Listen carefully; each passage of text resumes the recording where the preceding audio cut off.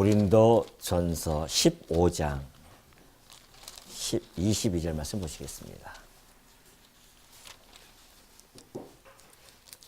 고린도전서 15장 22절입니다.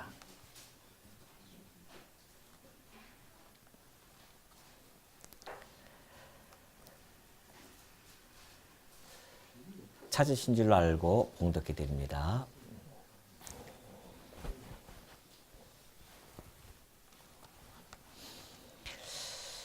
아담 안에서 모든 사람이 죽은 것 같이 그리스도 안에서 모든 사람이 삶을 얻으리라. 그러나 각각 자기 차례대로 되리니 먼저는 첫 열매인 그리스도요. 다음에는 그가 강림하실 때에 그리스도에게 속한 자요. 그 후에는 마지막이니 그가 모든 통치와 모든 권세와 능력을 멸하시고 나라를 아버지 하나님께 바칠 때라. 24절까지 봉독해 드렸습니다. 우리 인류 역사를 살펴보면은 인류 역사 속에서 대변혁의 패러다임을 가져다주는 시기가 시대마다 있었음을 우리는 잘 알고 있습니다. 예를 들면 농경 사회에서 제1차 산업혁명으로 말미암아 인류의 문명이 급속도로하게 발전되어지고요. 2차, 3차 산업혁명을 지나 이제는 제4차 산업혁명을 눈앞에 두고요. 많은 인류들이 그동안 수천 년에 걸쳐서 왔던 그 속도보다도 요 근래에 불과 100여 년 어간의 변화는 그것들과 더욱 빠른 속도로 지금 변해간다는 것들이 학자들의 주장입니다. 비단 학자들의 주장뿐만이 아니라 우리가 피부에 와 닿죠. 너무나 시대가 빨리 변해가고 또 다른 어떤 시대가 올 줄은 우리는 아무도 모릅니다. 이렇듯이 인류 역사 속에서는 많은 그런 변혁의 시간들을 갖게 되어집니다. 그러나 인류의 대변혁의 그러한 시기들이 육적인 어떤 변화라고 한다면 오늘 우리는 인간의 육적뿐만이 아니라 영적인 변화의 대변혁의 시기, 곧 패러다임이 있었음을 우리는 잘 알고 있습니다. 그것이 바로 2000년 전에 이 땅에 하나님의 아들께서 육신의 몸을 입고 이 땅에 오신 것, 그것이 바로 인류 역사에서 가장 위대한 패러다임이라고 할 수 있습니다. 우리 주님이 이 땅에 오셔서 죽으시고 부활하셨던 이 사건은 인간에게 있어서 사망 가운데 있던 자들을 영원한 생명의 길로 인도하는 그러한 변혁입니다. 뿐만 아니라 흑암의 권세에 있던 자들이 그 하나님의 생명의 나라로, 그 빛의 나라로 옮김바 되어지는 놀라운 사건입니다. 하나님께 감히 나아갈 수 없었던 자들이 하나님께 당당하게 나아갈 수 있는 길을 터놓았던 그러한 변혁의 길이 바로 2000년 전에 오셨던 우리 주님으로부터 말미암음입니다. 그렇기 때문에 오늘 우리는 우리 인류가 이렇게 커다란 변화를 갖게 되어졌던 이 기쁜 날을 오늘 이 아침에 우리는 함께 기억하기 위해서 이렇게 모이게 되어집니다. 과거의 2000년 전의 부활의 사건은 분명한 역사적인 사실입니다. 혹자들은 그렇게 이야기하죠. 우리가 50보 100보 양보하더라도 예수님이 하나님의 아들이기 때문에 그가 부활한 것은 우리가 인정하더라도 너희들은 무슨 힘으로 부활을 하느냐라는 이야기죠. 예수님이 오셔서 지금까지 2000년의 세월이 흘렀지만 그 누구도 부활하는 자도 없고 그 전에도 부활한 자가 없는데 어떻게 부활을 할 수 있겠느냐라고 이야기합니다. 하나님께서는 일찍이 섭리의 역사 속에서 우리에게 잘 보여줬죠. 아담 한 명이 죄를 범하게 되어집니다. 그 죄를 범함으로 말미암아 사망이 오게 되어지고요. 그 사망이 온 인류에게 다 미치게 되어집니다. 그래서 모든 인류들은 아담의 후손으로 태어나는 모든 인간들은 죄 중에 잉태가 되어지고요. 죄 가운데 출생이 되어져서 결국은 사망 가운데 끝나게 되어집니다.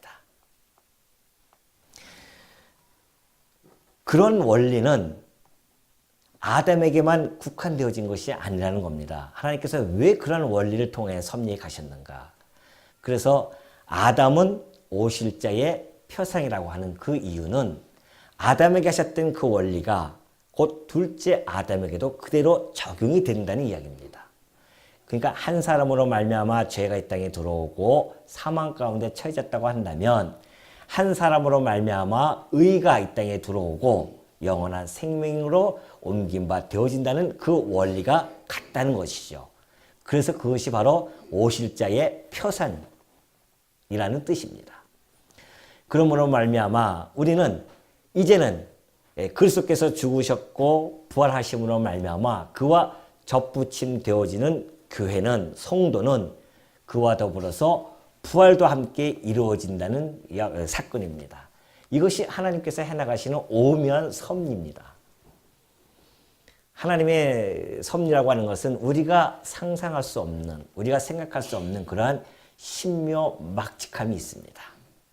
그러니까 인간의 사고방식을 뛰어넘는 그런 섭리입니다.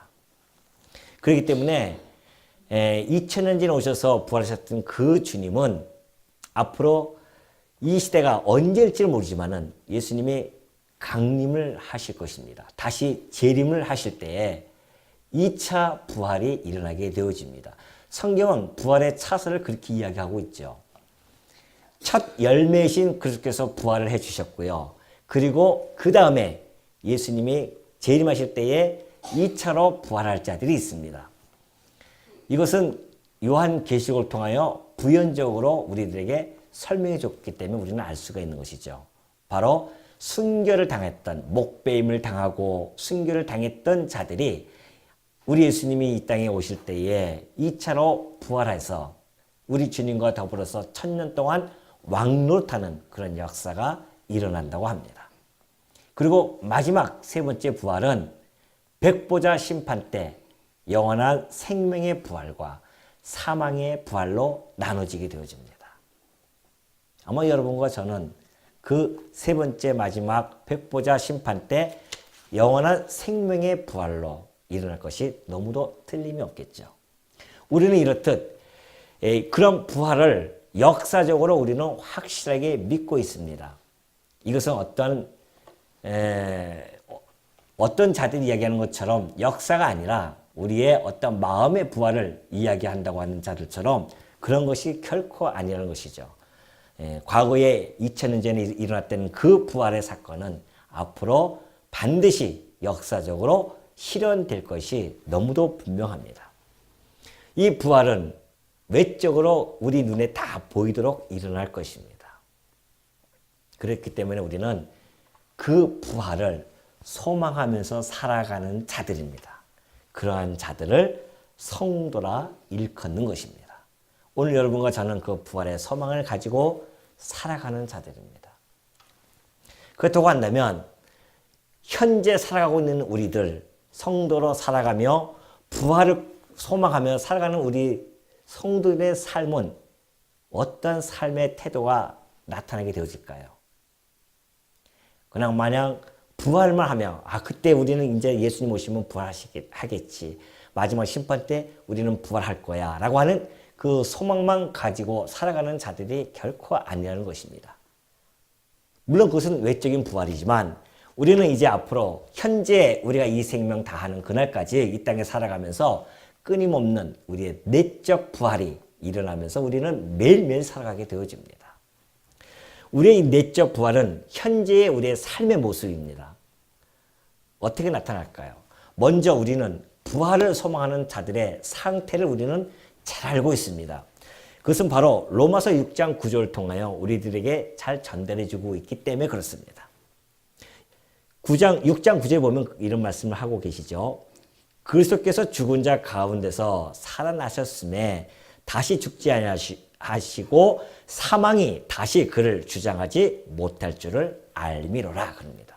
우리 주님이 부활하셨는데 이제 더 이상 사망이 그를 주장할 수 없다는 이야기죠.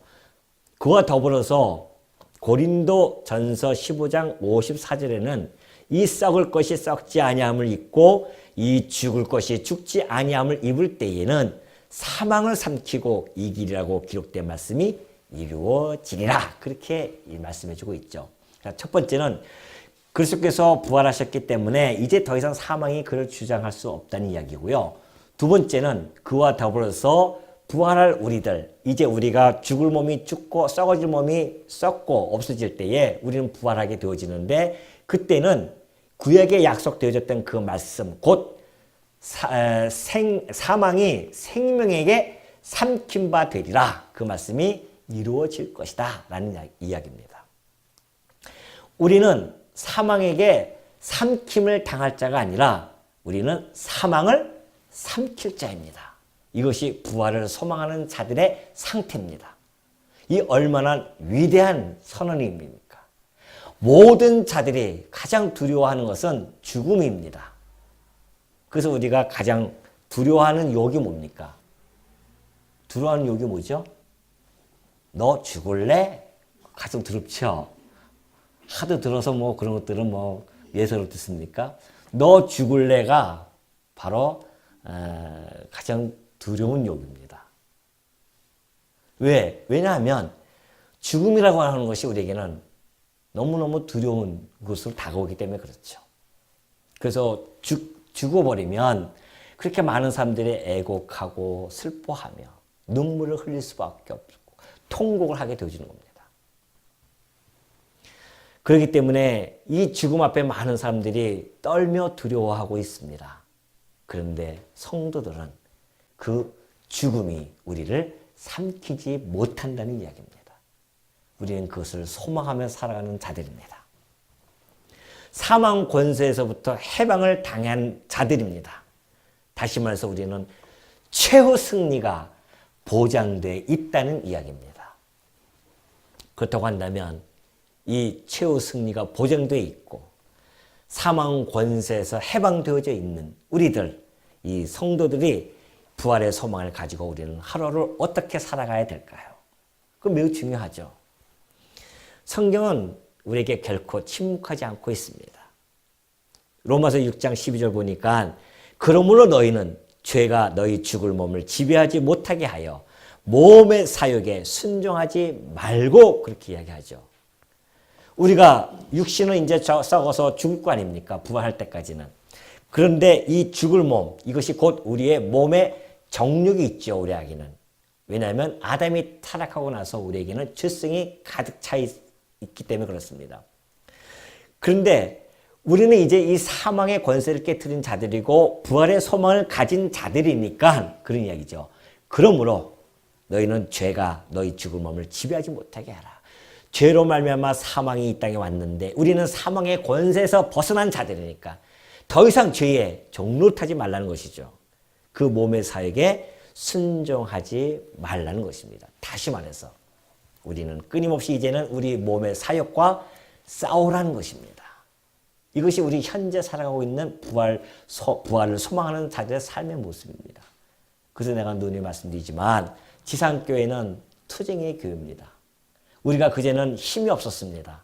그래서 몸의 정욕, 몸의 사욕에 이끌려서 살아가던 자들이 있었습니다. 근데 우리 주님이 이 땅에 오셔서 우리들에게 선물을 주셨는데 그것이 바로 성령입니다. 하나님의 영을 우리들에게 주심으로 말미암아 우리가 싸워서 이기지 못하는 그 모든 것들을 싸워 이길 수 있는 힘을 공급하기 시작해 주셨습니다. 성령이 우리 안에 내재하고 계시잖아요. 우리가 지키지 못했던 그 사랑의 법을 성령께서 내주하시면서 우리로 하여금 그 사랑의 법을 실현하게 해주고 계십니다. 이것이 놀라운 일이죠. 이것이 바로 지상에서 그 사역을 해 가셨다가 천상에서 지금도 여전히 사역해 가시는 그리스도의 사역의 부분입니다. 주님이 이 땅에 다시 오실 때까지는 우리와 함께 직접적으로 하실 수가 없잖아요. 그래서 성령을 보내신 것입니다. 성령이 우리와 함께 하시면서 우리로 하여금 죄의 사역과 우리 육신의 사역과 싸울 수 있도록 힘을 공급해 주신다는 것이죠. 우리 육신의 소욕은요, 끊임없이 죄를 발동시켜 나가고 있습니다. 우리 육신의 소욕은 뭘까요? 여러분들 잘 아시죠? 왜? 그동안 우리는 육신의 소욕대로 많이 살아왔고 거기에 습관화가 되어져 있기 때문에 너무나 잘 알고 있습니다. 우리 안에는 끊임없이 솟아오르는 탐욕이 있습니다.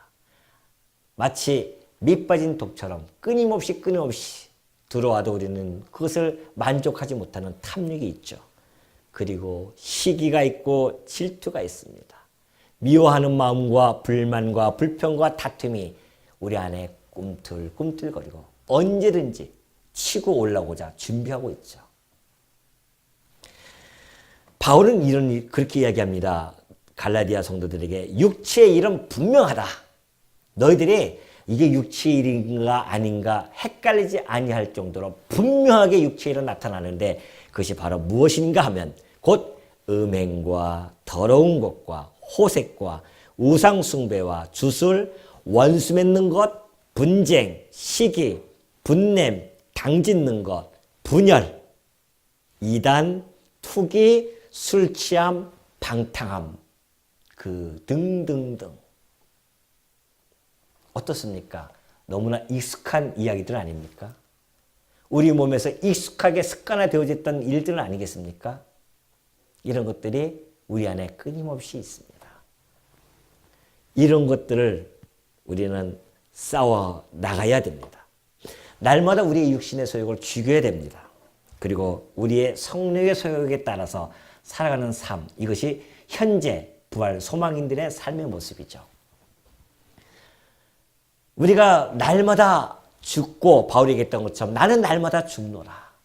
그 이야기는 내 육신의 소욕을 날마다 쳐서 복종시키겠다는 이야기입니다. 난 날마다 죽고 그리고 내 안에 계신 누가 그리스도께서 날마다 살아가는 삶.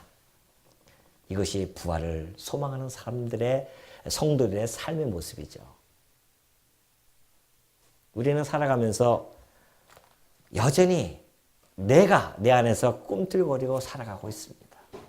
우리는 입술로는 예수를 그리스도로 고백하면서도 그가 나의 삶의 왕이라고 고백하면서도 여전히 내 육신이 나의 삶의 왕으로 자리 잡고 있습니다.